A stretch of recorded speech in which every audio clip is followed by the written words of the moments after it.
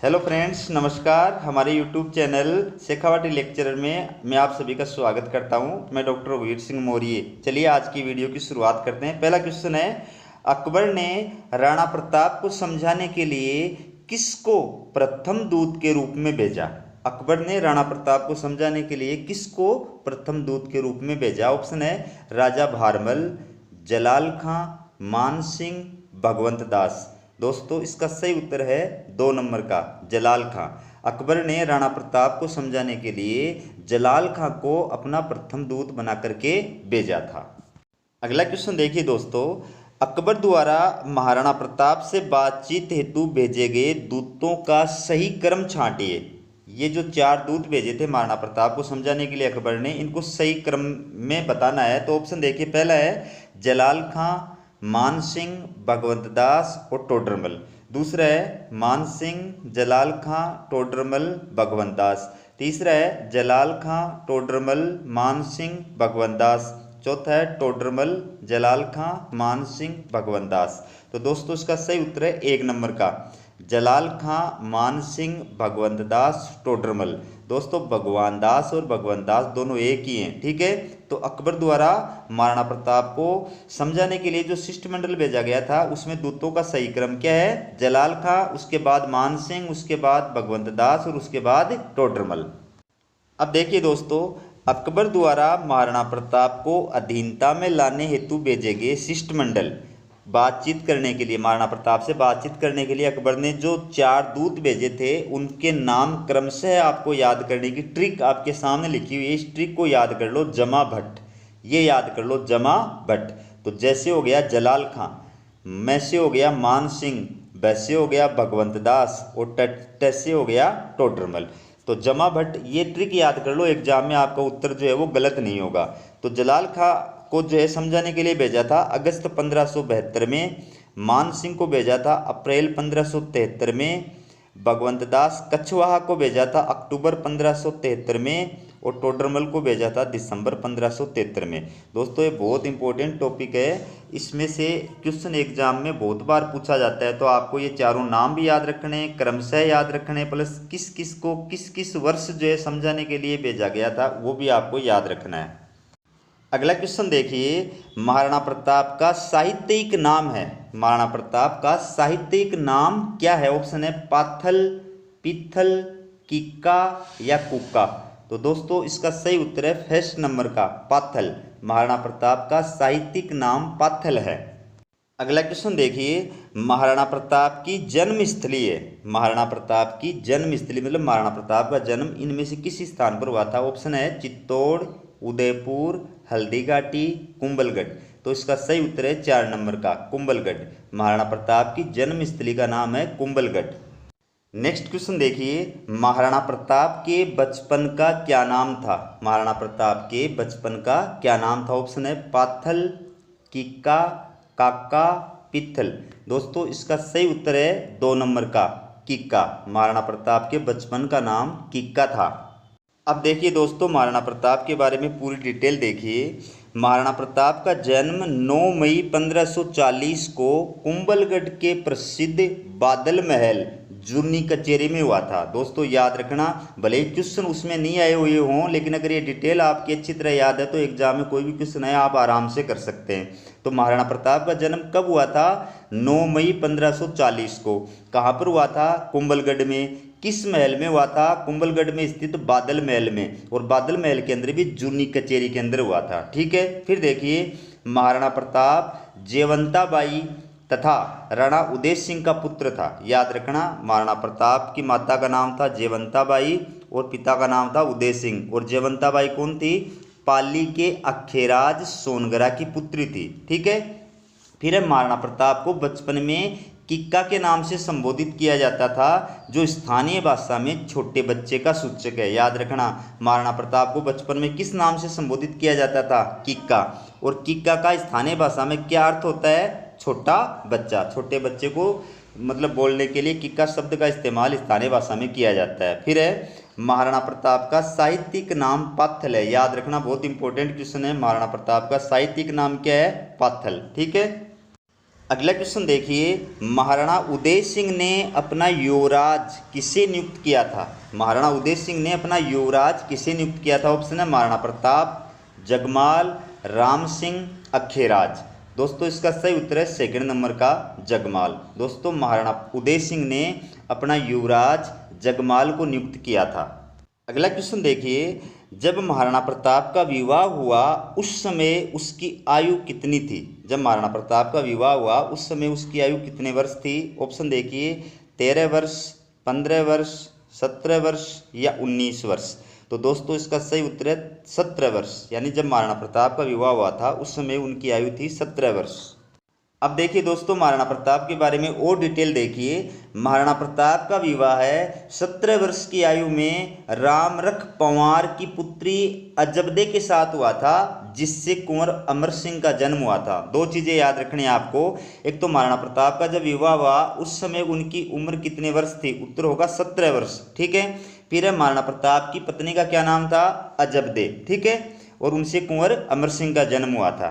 फिर देखिए, जब राणा उदय सिंह की मृत्यु हुई थी उस समय प्रताप की आयु 32 वर्ष थी। दोस्तों बहुत इंपॉर्टेंट क्वेश्चन है, एग्जाम में आया हुआ क्वेश्चन है कि जब राणा उदय सिंह की मृत्यु हुई थी उस समय प्रताप की आयु कितने वर्ष थी? 32 वर्ष थी। दोस्तों ये क्वेश्चन ऐसे भी एग्जाम में पूछा गया है, पूछा जा सकता है कि जब राणा उदय सिंह की मृत्यु के बाद महाराणा प्रताप का राज्याभिषेक हुआ उस समय उनकी आयु कितने वर्ष थी, या महाराणा प्रताप के राज्याभिषेक के वक्त उनकी आयु कितने वर्ष थी? तो उत्तर होगा 32 वर्ष, ठीक है। फिर देखिए, महाराणा उदय सिंह का भटियाणी रानी पर विशेष अनुराग होने के कारण उसने अपने पुत्र जगमाल को अपना युवराज बनाया था, जबकि अधिकार प्रताप का था। इसलिए राणा उदय सिंह की मृत्यु के बाद रानी के आग्रह से और कुछ सरदारों के सहयोग से जगमाल का राज तिलक कर दिया गया था। याद रखना दोस्तों, महाराणा उदय सिंह ने और महाराणा उदय सिंह का अपनी रानी, एक रानी थी उसका नाम है भटियाणी रानी, तो उसके साथ उनका विशेष प्यार था। उस वजह से उनका जो पुत्र था जगमाल, उसको उन्होंने अपना युवराज बनाया था। अपने जीवित रहते उन्होंने अपने पुत्र जगमाल को अपना युवराज बनाया था। तो जाहिर बात है जब उदय सिंह की मृत्यु होगी तो शासक भी कौन बनेगा? जगमाल ही बनेगा, जबकि वास्तविक रूप से अधिकार जो था वो प्रताप का था। इसलिए राणा उदय सिंह की मृत्यु के बाद और क्या किया गया, रानी और कुछ सरदारों ने मिलकर के जगमाल का राज तिलक कर दिया और उनको मेवाड़ का महाराणा घोषित कर दिया। अब क्वेश्चन देखिए, महाराणा प्रताप का राज्याभिषेक हुआ था। महाराणा प्रताप का राज्याभिषेक कहाँ पर हुआ था? दोस्तों ऑप्शन देखिए, गोगुंदा, कुंभलगढ़, उदयपुर, चित्तौड़गढ़। दोस्तों इसका सही उत्तर होगा फर्स्ट नंबर का गोगुंदा में। नेक्स्ट क्वेश्चन देखिए, महाराणा प्रताप का विधिवत रूप से राज्याभिषेक किस स्थान पर हुआ था? विधिवत रूप से राज्याभिषेक किस स्थान पर हुआ था? ऑप्शन है गोगुंदा में, कुंभलगढ़ में, चावंड में, दिवेर में। तो दोस्तों इसका सही उत्तर होगा आपका कुंभलगढ़ के अंदर, सेकंड नंबर का जो है कुंभलगढ़। दोस्तों बाकी इसकी डिटेल जो है वो आगे बताई जाएगी आपको। अगला क्वेश्चन देखिए, महाराणा प्रताप ने कितने वर्षों शासन किया? महाराणा प्रताप ने कितने वर्षों शासन किया था? ऑप्शन है 22 वर्ष, 24 वर्ष, 25 वर्ष या 27 वर्ष। तो दोस्तों इसका सही उत्तर है 25 वर्षों तक। महाराणा प्रताप ने 1572 से 1597 तक यानी 25 वर्षों तक शासन किया था। अब देखिए दोस्तों, महाराणा प्रताप के बारे में और जानकारी देखिए। जगमाल के राज तिलक का महाराणा प्रताप और उसके भाई शक्ति सिंह ने विरोध किया और ग्वालियर के राजा राम सिंह तथा जालोर के अखेराज सोनगरे ने गोगुंदा में प्रताप को महाराणा घोषित कर दिया तथा 28 फरवरी 1572 को 32 वर्ष की आयु में राणा प्रताप का राज्याभिषेक कर दिया गया। अब दोस्तों इसमें कितने क्वेश्चन तैयार हो गया आपके, याद रखना अच्छी तरह कि महाराणा प्रताप का राज्याभिषेक कब हुआ था? 28 फरवरी 1572 को। महाराणा प्रताप का राज्याभिषेक किस स्थान पर हुआ था? गोगुंदा में। जब महाराणा प्रताप का राज्याभिषेक हुआ उस वक्त उनकी आयु कितने वर्ष थी? 32 वर्ष थी। इसके बाद देखिए, इस प्रकार भ्राता जगमाल को गद्दी से हटाकर प्रताप को मेवाड़ का सिंहासन देने की घटना को राजमहलों की क्रांति के नाम से जाना जाता है। बहुत इंपॉर्टेंट क्वेश्चन है दोस्तों।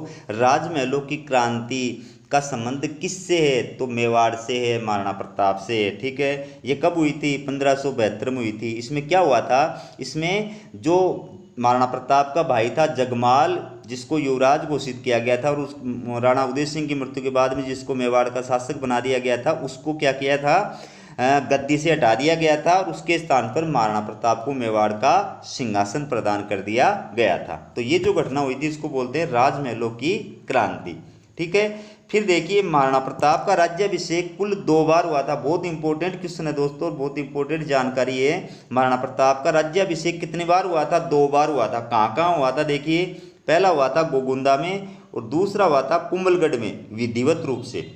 द्वितीय जो राज्याभिषेक हुआ था वो कुंभलगढ़ में हुआ था, वो विधिवत रूप से राज्याभिषेक हुआ था। और उसी दिन महाराणा प्रताप ने शपथ ली थी कि जब तक चित्तौड़ को मुगलों से नहीं छीन लूंगा तब तक न थाली में भोजन करूंगा और न बिस्तर में शयन करूंगा। ये शपथ उन्होंने कुंभलगढ़ में राज्याभिषेक के वक्त ली थी। इसके बाद देखिए महाराणा प्रताप ने मेवाड़ के सिंहासन पर 25 वर्षों तक शासन किया था। महाराणा प्रताप ने कितने वर्षों तक शासन किया था? 25 वर्षों तक शासन किया था। देखिए 1572 से जनवरी 1597 तक। याद रखना, बहुत इंपॉर्टेंट क्वेश्चन है दोस्तों ये।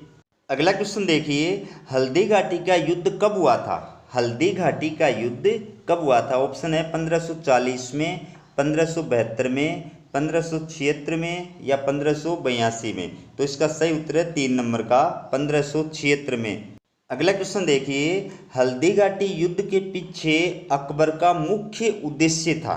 हल्दी घाटी युद्ध के पीछे अकबर का मुख्य उद्देश्य क्या था? ऑप्शन देखिए, राणा प्रताप को अपने अधीन लाना या राजपूतों में फूट डालना या मान सिंह की भावना को संतुष्ट करना और या साम्राज्यवादी नीति। तो दोस्तों इसका सही उत्तर है 1 नंबर का, राणा प्रताप को अपने अधीन लाना। हल्दी घाटी युद्ध के पीछे अकबर का मुख्य उद्देश्य था राणा प्रताप को अपने अधीन लाना। अगला क्वेश्चन देखिए, हल्दी घाटी युद्ध को मेवाड़ की थर्मोपोली किसने कहा है? हल्दी घाटी युद्ध को मेवाड़ की थर्मोपोली या थर्मोपली किसने कहा है? ऑप्शन है अबुल फजल, कर्नल टोड, बदायूनी या फेजी। तो दोस्तों इसका सही उत्तर है 2 नंबर का, कर्नल जेम्स टोड या कर्नल टोड। ठीक है, कर्नल टोड ने हल्दी घाटी युद्ध को मेवाड़ की थर्मोपली कहा है। अगला क्वेश्चन देखिए, हल्दी घाटी युद्ध को खमनोर का युद्ध किसने कहा है? हल्दी घाटी युद्ध को खमनोर का युद्ध किसने कहा? ऑप्शन है कर्नल टोड, अबुल फजल, फेजी या बदायूनी। तो दोस्तों इसका सही उत्तर है 2 नंबर का, अबुल फजल। दोस्तों हल्दी घाटी युद्ध को खमनोर का युद्ध अबुल फजल ने कहा है। अगला क्वेश्चन देखिए, हल्दी घाटी युद्ध को बदायूनी ने किस नाम से संबोधित किया? बदायूनी ने हल्दी घाटी युद्ध को क्या कह करके संबोधित किया था? ऑप्शन देखिए, मेवाड़ की थर्मोपोली, खमनोर का युद्ध, गोगुंदा का युद्ध या रक्त तलाई युद्ध। तो दोस्तों इसका सही उत्तर है 3 नंबर का, गोगुंदा का युद्ध। दोस्तों बदायूनी प्रसिद्ध इतिहासकार था जो हल्दी घाटी युद्ध के अंदर ही मतलब शामिल था, युद्ध के अंदर वो शामिल था। तो उसने हल्दी घाटी युद्ध को क्या कहा है? गोगुंदा का युद्ध कहा है। याद रखना दोस्तों, ये तीनों ही क्वेश्चन बहुत इंपॉर्टेंट है, बहुत बार एग्जामों के अंदर आए हुए हैं। नेक्स्ट क्वेश्चन देखिए, हल्दी घाटी युद्ध में निम्न में से कौन सा इतिहासकार उपस्थित था? ऑप्शन है कर्नल टोड, अबुल फजल, फेजी या अल बदायूनी। तो दोस्तों इसका सही उत्तर है 4 नंबर का, अल बदायूनी। अगला क्वेश्चन देखिए दोस्तों, बहुत इंपॉर्टेंट क्वेश्चन है, एग्जाम में आया हुआ क्वेश्चन है। हल्दी घाटी युद्ध में घायल प्रताप के युद्ध स्थल से निकल जाने के पश्चात मेवाड़ सेना का नेतृत्व किया था। ऑप्शन देखिए, हकीम खान सूर, झाला बिद्दा, झाला मान सिंह, पुंजा भील। तो दोस्तों इसका सही उत्तर है 2 नंबर का, झाला बिद्दा। दोस्तों हल्दी घाटी युद्ध में घायल प्रताप के युद्ध स्थल से निकल जाने के पश्चात मेवाड़ सेना का नेतृत्व झाला बिद्दा ने किया था। अगला क्वेश्चन देखिए, महाराणा प्रताप की सेना का पठान सेनानायक था। पठान सेनानायक कौन था? ऑप्शन है मिहत्तर खां, जलाल खां, शेर खां, हाकिम खां। तो दोस्तों इसका सही उत्तर है 4 नंबर का, हाकिम खां। दोस्तों महाराणा प्रताप के पक्ष में मुगलों के विरुद्ध हाकिम खां जो था वो युद्ध लड़ रहा था, और हाकिम खां जो सूर था ये महाराणा प्रताप की सेना का पठान सेनानायक था। अब देखिए हल्दी घाटी युद्ध।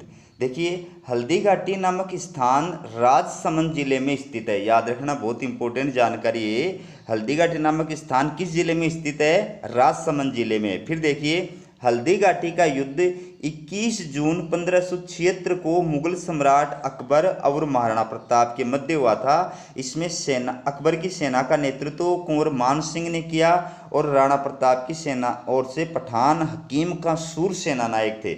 याद रखना दोस्तों, हल्दी घाटी का युद्ध महाराणा प्रताप और अकबर की सेना के बीच में हुआ था। अकबर स्वयं उस वक्त युद्ध में उपस्थित नहीं था और अकबर के साथ महाराणा प्रताप का उस वक्त युद्ध नहीं हुआ था। अकबर की तरफ से मुगल सेना का नेतृत्व मान सिंह कर रहा था। ठीक है, तो ये युद्ध महाराणा प्रताप और मान सिंह के बीच में हुआ था। इसके बाद देखिए, इस युद्ध में शाही सेना के साथ प्रमुख इतिहासकार अल बदायूनी भी उपस्थित था, जिसके प्रसिद्ध ग्रंथ का नाम है मुंतखब उल तवारिख। मुंतखब उल तवारिख, ये अल बदायूनी के प्रसिद्ध ग्रंथ का नाम है। तो अल बदायूनी युद्ध भूमि में शाही सेना के साथ था। ठीक है, फिर देखिए, हल्दी घाटी के युद्ध में महाराणा प्रताप घायल हो गए थे, जिसके पश्चात उनके युद्ध स्थल से निकल जाने के बाद झाला बिंदा ने मेवाड़ सेना का नेतृत्व किया था। बहुत इंपॉर्टेंट जानकारी है दोस्तों। ये चित्र है कि महाराणा प्रताप के घायल होने के बाद उनको युद्ध भूमि से हटा दिया गया, वो युद्ध भूमि से प्रस्थान कर गए और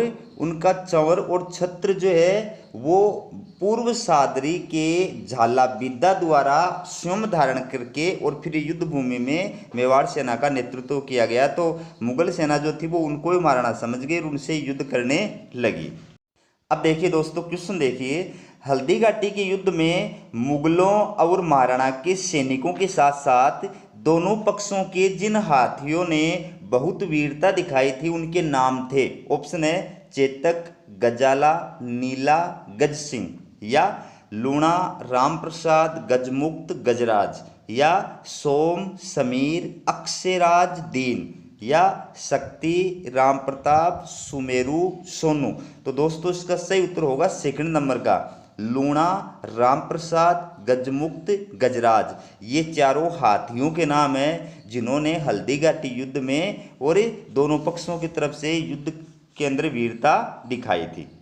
अगला क्वेश्चन देखिए, हल्दी घाटी युद्ध में महाराणा प्रताप के पक्ष में निम्न में से किन हाथियों ने युद्ध किया था? महाराणा प्रताप के पक्ष में निम्न में से किन हाथियों ने युद्ध किया था? ऑप्शन है लूना एवं राम प्रसाद, गजराज एवं गजमुक्ता, लूना एवं गजराज, राम प्रसाद एवं रणमदार। तो दोस्तों इसका सही उत्तर है एक नंबर का, लूना एवं राम प्रसाद। ठीक है, इन्होंने हल्दी घाटी युद्ध में महाराणा प्रताप के पक्ष में युद्ध किया था। अगला क्वेश्चन है, हल्दी घाटी युद्ध में मुगल सेना की ओर से युद्ध लड़ने वाले हाथी थे। मुगल सेना की ओर से युद्ध लड़ने वाले हाथी कौन से थे? ऑप्शन है लूना, राम प्रसाद, गजराज, गजमुक्ता, गजराज, रणमदार, लूना, राम प्रसाद, गजमुक्ता, गजमुक्ता, गजराज, रणमदार। तो इसका सही उत्तर कौन सा होगा दोस्तों? सेकंड नंबर का इसका उत्तर होगा गजमुक्ता, गजराज और रणमदार। ये तीनों हाथी जो थे इन्होंने हल्दी घाटी युद्ध में शाही सेना की ओर से, मुगल सेना की ओर से युद्ध के अंदर वीरता दिखाई थी। नेक्स्ट क्वेश्चन देखिए दोस्तों, कितना इंपॉर्टेंट क्वेश्चन है। हल्दी घाटी युद्ध में मुगल सेना नायक मान सिंह के हाथी का क्या नाम था? मुगल सेना नायक मान सिंह के हाथी का क्या नाम था? ऑप्शन लूना, गजराज, राम प्रसाद या मर्दाना। तो इसका सही उत्तर है 4 नंबर का मर्दाना। दोस्तों मुगल सेना नायक मान सिंह के हाथी का नाम मर्दाना था। अगला क्वेश्चन देखिए, हल्दी घाटी का युद्ध किन के बीच में हुआ था? हल्दी घाटी का युद्ध किन के बीच में हुआ था? ऑप्शन है राणा कुंभा एवं बाबर, राणा सांगा एवं इब्राहिम लोदी, फिर है बाबर एवं इब्राहिम लोदी, और फिर है महाराणा प्रताप एवं मान सिंह। तो दोस्तों इसका सही उत्तर है 4 नंबर का, महाराणा प्रताप एवं मान सिंह। हल्दी घाटी का युद्ध महाराणा प्रताप एवं मान सिंह के मध्य हुआ था। अब देखिए दोस्तों, हल्दी घाटी के युद्ध में मुगलों और महाराणा प्रताप के सैनिकों के साथ साथ दोनों पक्षों के हाथियों ने भी बहुत वीरता दिखाई थी। यानी सैनिक तो लड़े ही लड़े थे, साथ ही साथ में दोनों पक्षों की ओर से हाथियों ने भी आपस में युद्ध किया था। ठीक है, फिर देखिए हल्दी घाटी युद्ध में महाराणा प्रताप की ओर से लड़ने वाले हाथियों के नाम थे लूना एवं राम प्रसाद, याद रखना चित्र है। हल्दीघाटी युद्ध में महाराणा प्रताप की ओर से लड़ने वाले हाथियों के क्या नाम थे? लूना एवं राम प्रसाद। और हल्दीघाटी युद्ध में मुगल सेना की ओर से लड़ने वाले हाथियों के नाम थे गजमुक्ता, गजराज और रणमदार। 3 हाथी है, याद रखना। हल्दीघाटी युद्ध में मुगल सेना की ओर से लड़ने वाले 3 हाथियों के नाम क्या क्या हैं? गजमुक्ता, गजराज और रणमदार। फिर है हल्दीघाटी युद्ध में मान सिंह के हाथी का क्या नाम था? मर्दाना। याद रखना दोस्तों, हल्दीघाटी युद्ध में मान सिंह के हाथी का नाम था मर्दाना। और हल्दीघाटी युद्ध में अकबर के हाथी का नाम था हवाई। हल्दीघाटी युद्ध में अकबर के हाथी का क्या नाम था? हवाई। तो ये हाथियों के बारे में पूरी जानकारी आपको प्रदान कर दी है। तो इन हाथियों के सूंड में क्या थे? हथियार थे, और ये सूंड में हथियार दबा करके और शत्रु सेना पर टूट पड़ते थे। ठीक है। अब क्वेश्चन देखिए, महाराणा प्रताप के घोड़े चेतक का समाधि स्थल है। महाराणा प्रताप के घोड़े का नाम था चेतक। तो चेतक का समाधि स्थल कहाँ पर स्थित है? ऑप्शन देखिए, बलीचा में, गोगुंदा में, चावंड में या बांडोली में। तो दोस्तों इसका सही उत्तर है फर्स्ट नंबर का, बलीचा में। दोस्तों बलीचा गांव जो है राजसमंद में स्थित है। यहाँ पर महाराणा प्रताप के प्रिय घोड़े चेतक का समाधि स्थल बना हुआ है। अगला क्वेश्चन देखिए दोस्तों, हल्दीघाटी युद्ध के पश्चात अकबर ने मेवाड़ में अपना अधिकार सुदृढ़ बनाए रखने के लिए वहां पर कुल कितनी चौकियां स्थापित की थी? बहुत इंपॉर्टेंट क्वेश्चन है, एग्जाम में आया हुआ क्वेश्चन है कि अकबर ने कितनी सैनिक चौकियां जो है स्थापित की थी हल्दीघाटी युद्ध के बाद में। ठीक है। ऑप्शन देखिए, 4, 2, 5 या 3। तो दोस्तों इसका सही उत्तर होगा पहले नंबर का 4। ठीक है। अब देखिए डिटेल देखिए, महाराणा प्रताप के घोड़े का नाम चेतक था, जिसकी हल्दीघाटी युद्ध में मान सिंह के हाथी की सूंड के खंजर से एक टांग क्षतिग्रस्त हो गई थी। मान सिंह का हाथी जो था उसकी सूंड में खंजर था, उस खंजर से और चेतक की एक टांग कट गई थी, घायल हो गया था पूरी तरह से मतलब। फिर बाद में देखिए, महाराणा प्रताप के युद्ध भूमि से निकल जाने के बाद रास्ते में बलीचा नामक स्थान पर चेतक की मृत्यु हो गई थी। महाराणा प्रताप जब युद्ध भूमि से प्रस्थान कर गए थे चेतक के ऊपर, तो चेतक चूंकि घायल था इसलिए ज़्यादा दूर नहीं जा सका और रास्ते में बलीचा नामक स्थान पर उसकी मृत्यु हो गई थी। तो बलीचा गांव राजसमंद में स्थित है, आपको अभी बताया, जहां पर चेतक का समाधि स्थल बना हुआ है। बहुत इंपॉर्टेंट जानकारी, अच्छी तरह याद रखना।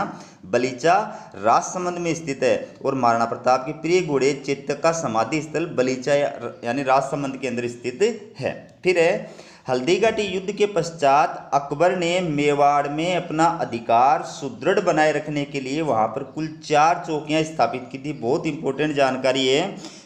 कौन कौन सी सैनिक चौकियां स्थापित की थी? दिवेर, देसूरी, देवबारी और देवल। ये 4 स्थान है जहां पर अकबर ने अपनी सैनिक चौकियां स्थापित की थी। एग्जाम में इनसे रिलेटेड क्वेश्चन कैसे भी आ सकता है कि निम्न में से किस स्थान पर अकबर की सैनिक चौकी थी या नहीं थी, कैसे भी आ सकता है। अब अगला क्वेश्चन देखिए, महाराणा प्रताप को 20,000 स्वर्ण मुद्राएं दान देकर अकबर के विरुद्ध सैन्य संगठन हेतु सहयोग करने वाले भामाशाह कहाँ के निवासी थे? भामाशाह जो थे ये कहाँ के निवासी थे? ऑप्शन है राजसमंद, मेवाड़, पाली, सिरोही। तो दोस्तों इसका सही उत्तर है 3 नंबर का पाली। दोस्तों भामाशाह महाराणा प्रताप के मंत्री थे और ये कहाँ के निवासी थे? पाली के निवासी थे।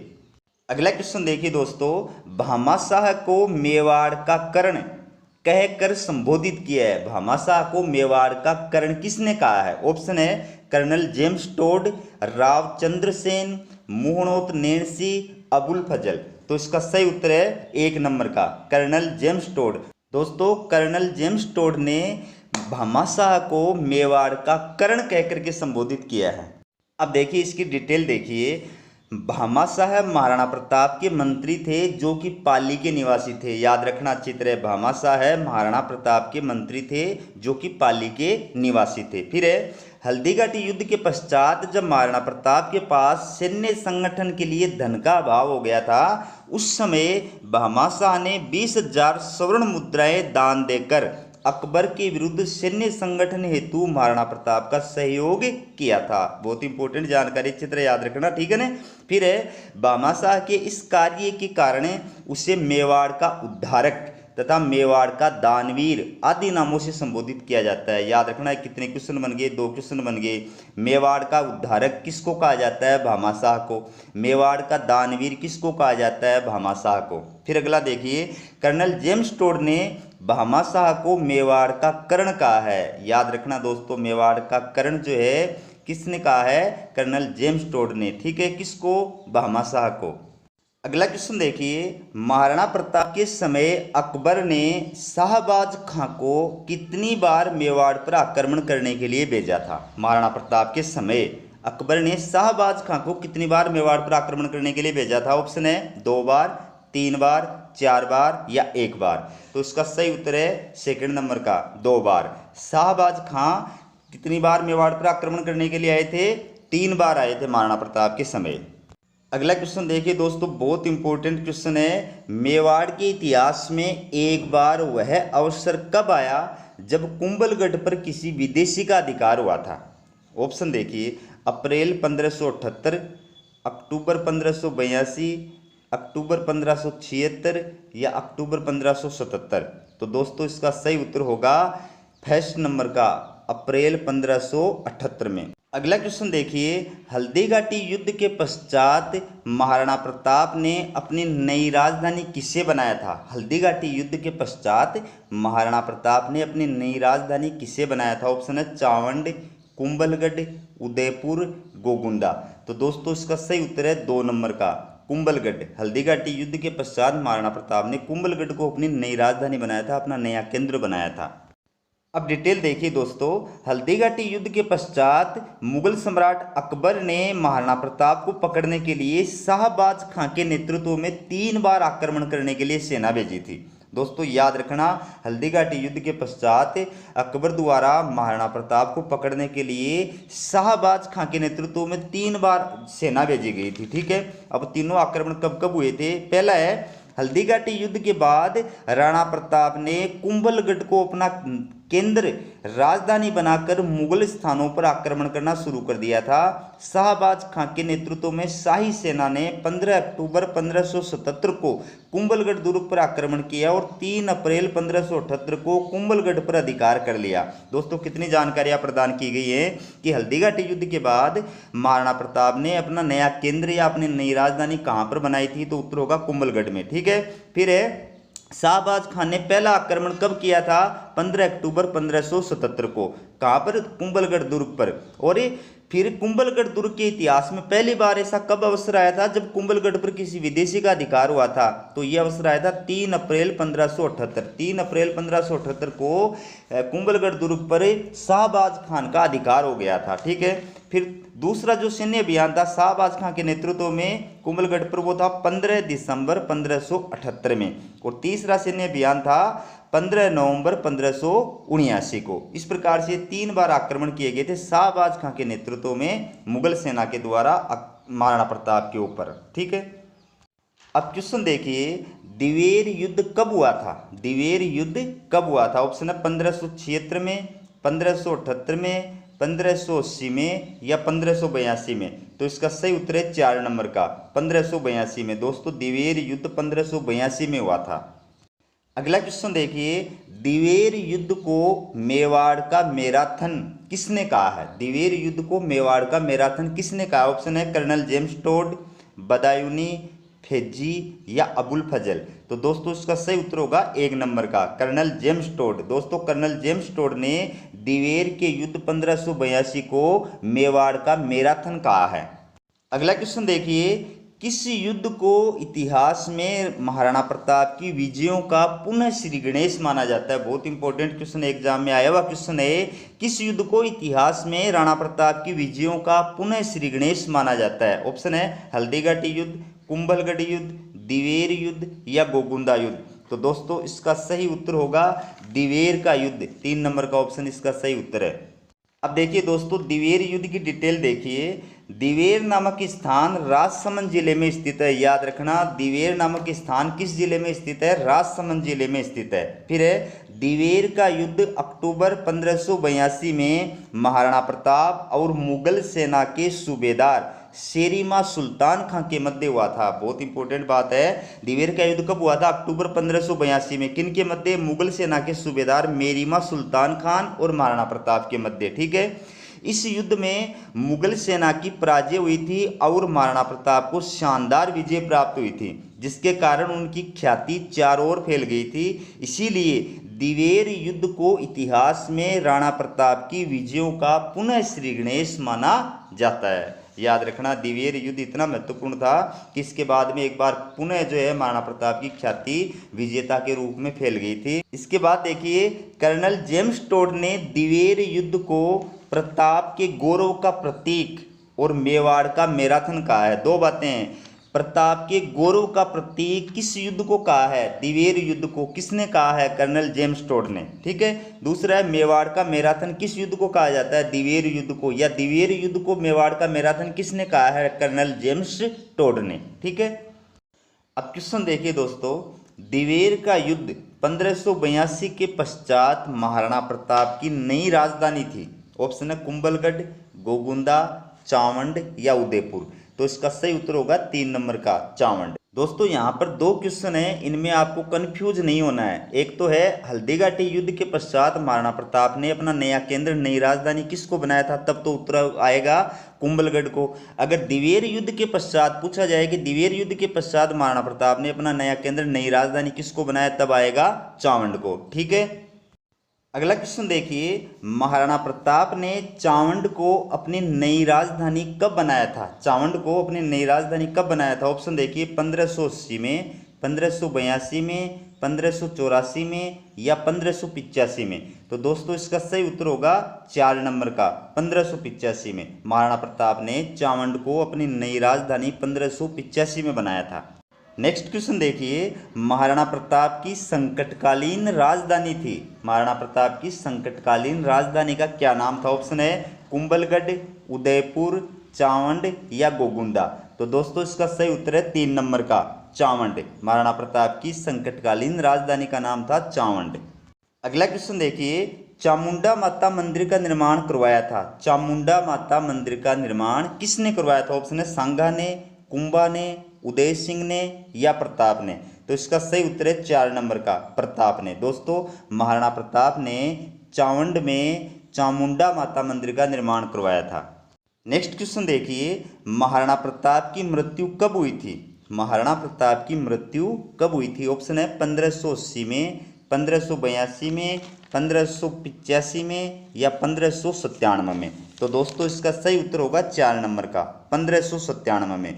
दोस्तों महाराणा प्रताप का जन्म हुआ था 1540 में और मृत्यु हुई थी 1597 में। इसके बाद देखिए, महाराणा प्रताप की समाधि किस स्थान पर स्थित है? महाराणा प्रताप की समाधि किस स्थान पर स्थित? ऑप्शन है चावंड, बांडोली, कुंभलगढ़ या गोगुंदा। तो दोस्तों इसका सही उत्तर होगा 2 नंबर का बांडोली। दोस्तों महाराणा प्रताप की समाधि बांडोली, उदयपुर में स्थित है। अगला क्वेश्चन देखिए, 8 खंभों की छतरी, 8 खंभों की छतरी किस स्थान पर स्थित है? ऑप्शन है बांडोली, चावंड, कुंभलगढ़, गोगुंदा। तो दोस्तों इसका सही उत्तर होगा 1 नंबर का बांडोली में। दोस्तों बांडोली, उदयपुर में महाराणा प्रताप की समाधि है। उस समाधि के ऊपर 8 खंभों की छतरी बनी हुई है। ठीक है, अब डिटेल देखिए दोस्तों, दिवेर के युद्ध के पश्चात महाराणा प्रताप ने चावंड को लूणा चावंडिया से छीनकर 1585 में अपनी नई राजधानी बनाया था। 3 क्वेश्चन है दोस्तों, याद रखना कि दिवेर युद्ध के पश्चात महाराणा प्रताप ने अपनी नई राजधानी किसको बनाया था? तो उत्तर होगा चावंड को। फिर है महाराणा प्रताप ने चावंड किससे छीन करके उसे अपनी राजधानी बनाया था? तो उत्तर होगा लूणा चावंडिया से। ठीक है, फिर महाराणा प्रताप ने चावंड को अपनी नई राजधानी कब बनाया था? तो उत्तर होगा 1585 में। ठीक है, फिर देखिए, चावंड को प्रताप की संकटकालीन राजधानी कहा जाता है। याद रखना, महाराणा प्रताप की संकटकालीन राजधानी किसको कहा जाता है? चावंड को। ठीक है, फिर है राणा प्रताप ने चावंड में प्रसिद्ध चामुंडा माता मंदिर का निर्माण करवाया था। प्रसिद्ध चामुंडा माता मंदिर का निर्माण किसने करवाया था? महाराणा प्रताप ने। कहाँ पर? चावंड में। ठीक है, फिर है राणा प्रताप की मृत्यु चावंड में 19 जनवरी 1597 को धनुष की प्रत्यंचा लगने से हुई थी। याद रखना, महाराणा प्रताप का जन्म हुआ था 9 मई 1540 को बादल महल के अंदर, कुंभलगढ़ बादल महल के अंदर, जबकि उनकी मृत्यु हुई थी 19 जनवरी 1597 को, ठीक है, चावंड में धनुष की प्रत्यंचा लगने से। फिर है राणा प्रताप की समाधि बांडोली उदयपुर में स्थित है, जिस पर 8 खंभों की छतरी बनी हुई है। तो महाराणा प्रताप की समाधि कहाँ है? बांडोली में। बांडोली कहाँ है? उदयपुर में। और 8 खंभों की छतरी कहाँ है? बांडोली उदयपुर में। ये महाराणा प्रताप की समाधि के ऊपर बनी हुई है, ठीक है। तो दोस्तों, मेरा ये वीडियो आपको कैसा लगा कमेंट करके जरूर बताएं, और वीडियो अगर पसंद आया हो तो ज़्यादा से ज़्यादा शेयर करें, ताकि नए विद्यार्थियों तक वीडियो पहुंच सके और मेरे को मोटिवेशन मिल सके, मैं और ज़्यादा मेहनत से आपके लिए वीडियो तैयार कर सकूँ। चैनल को सब्सक्राइब नहीं किया है तो चैनल को सब्सक्राइब जरूर करें दोस्तों, ताकि समय पर आपको नया वीडियो जो है वो मिल सके। आप हमारा वीडियो देख रहे हैं, इसके लिए आपका बहुत बहुत धन्यवाद। आप सबके सहयोग से ही हमारा जो चैनल है वो इम्प्रूवमेंट कर सकता है, आगे बढ़ सकता है, इसलिए आपका सहयोग बहुत ज़रूरी है दोस्तों।